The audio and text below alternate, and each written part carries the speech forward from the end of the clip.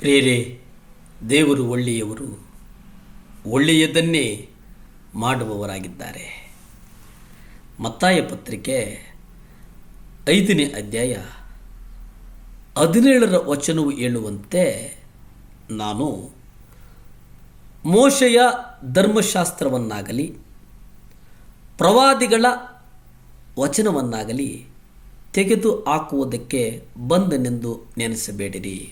ನಾನು ತೆಗೆದು ಹಾಕುವುದಕ್ಕೆ ಬಂದಿಲ್ಲ, ನೆರವೇರಿಸುವುದಕ್ಕೆ ಬಂದಿದ್ದೇನೆ. ಅಂದರೆ ಈ ವಾಕ್ಯದ ಅರ್ಥ, ಈ ನ್ಯಾಯ ಪ್ರಮಾಣವನ್ನಾಗಲಿ ಅಥವಾ ಪ್ರವಾದನೆಗಳನ್ನಾಗಲಿ ಹಾಳು ಮಾಡುವುದಕ್ಕಾಗಿ ನಾನು ಬಂದೆನೆಂದು ನೆನೆಸಬೇಡ್ರಿ. ಹಾಳು ಮಾಡುವುದಕ್ಕಾಗಲ್ಲ, ಅದನ್ನು ನೆರವೇರಿಸುವುದಕ್ಕಾಗಿ ನಾನು ಬಂದಿದ್ದೇನೆ.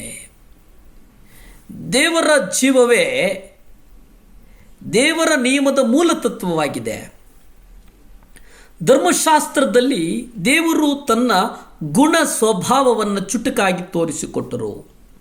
ನಂಬರ್ 1, ವಿಗ್ರಹ ಆರಾಧನೆಯನ್ನು ಬಿಟ್ಟು ಬಿಡುವುದು, ದೇವರಿಗೆ ಮೊದಲ ಸ್ಥಾನವನ್ನು ನೀಡುವುದು, ತಂದೆ ತಾಯಿಯನ್ನು ಗೌರವಿಸುವುದು,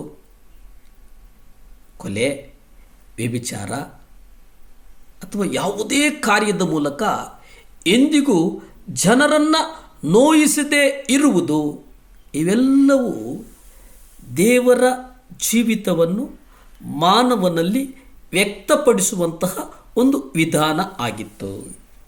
ಯೇಸು ಆ ಜೀವಿತವನ್ನು ಸಾಕಾರಗೊಳಿಸಿದರು. ವಾಕ್ಯದಲ್ಲಿ ನೋಡುವ ಹಾಗೆ, ನಾನು ಮೋಶೆಯ ಧರ್ಮಶಾಸ್ತ್ರವನ್ನು ತೆಗೆದು ಹಾಕುವುದಕ್ಕೆ ಬಂದಿಲ್ಲ ಎಂದು ಯೇಸು ನುಡಿದರು. ಧರ್ಮಶಾಸ್ತ್ರದ ಮೂಲತತ್ವವು ನಿಶ್ಚಯವಾಗಿ ತೆಗೆದು ಹಾಕಲ್ಪಡಲಿಲ್ಲ. ಕೆಲವು ಜನರು ಈ ವಚನವನ್ನು ತಪ್ಪಾಗಿ ಗ್ರಹಿಸಿ ನಾವು ಸಬ್ಬತ್ ದಿನವನ್ನು ಸಹ ಆಚರಿಸಬೇಕೆಂಬ ಅರ್ಥವನ್ನು ಅದಕ್ಕೆ ನೀಡಿದರು.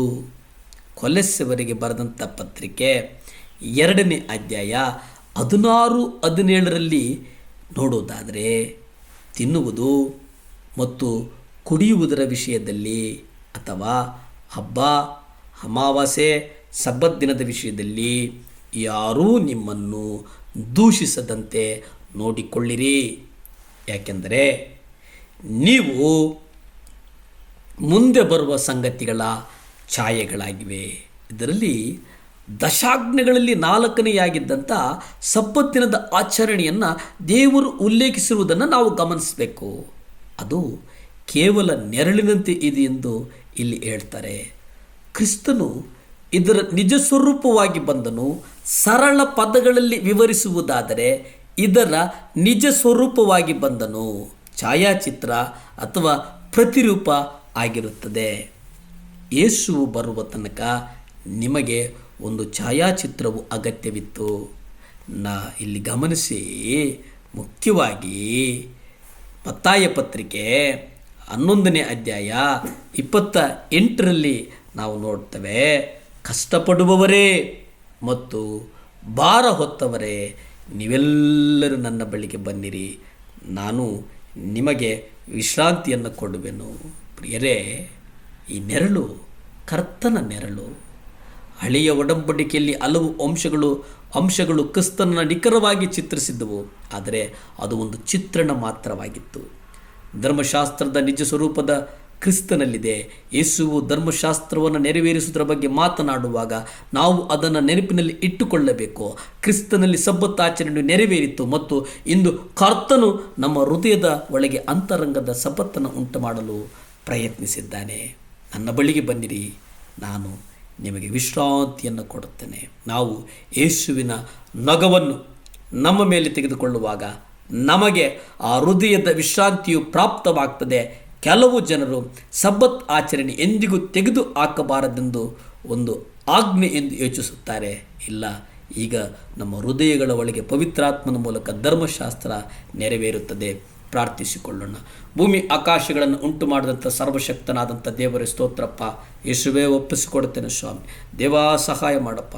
ಮಹೋನ್ನತನೇ ಸಹಾಯ ಮಾಡು ಸ್ವಾಮಿ. ರಾಜಾದಿರಾಜನೇ ಸಹಾಯ ಮಾಡಪ್ಪ. ಯೇಸುವೇ ನಿಮ್ಮ ರಕ್ತ ಚೆಲ್ಲಲ್ಪಡಲಿ, ನಿಮ್ಮ ರಕ್ತ ಚೆಲ್ಲಲ್ಪಡಲಿ, ನಿಮ್ಮ ರಕ್ತ ಚೆಲ್ಲಲ್ಪಡಲಿ ಸ್ವಾಮಿ. ಅಪ್ಪ ಸಹಾಯ ಮಾಡು. ಪರಿಶುದ್ಧಾತ್ಮ ದೇವರೇ ಸಹಾಯ ಮಾಡು ಸ್ವಾಮಿ. ವಿಶೇಷವಾಗಿ ಸ್ವಾಮಿ ಈ ಜಗತ್ತನ್ನು ನಿಮ್ಮ ಕರಗಳಿಗೊಪ್ಪಿಸಿ ಪ್ರಾರ್ಥಿಸ್ತೇನೆ ದೇವರೇ. ಈ ಜಗತ್ತಲ್ಲಿ ಎಲ್ಲ ಕಡೆ ಸುವಾರ್ತೆ ಹೋಗುವುದಕ್ಕೆ ದಾರಿಗಳು ತೆರೆಯಲ್ಪಡಲಿ ಸ್ವಾಮಿ. ಯೇಸುವಿನ ನಾಮದಲ್ಲಿ ಬೇಡ್ತೇನೆ ತಂದೆ. ಆಮೆನ್.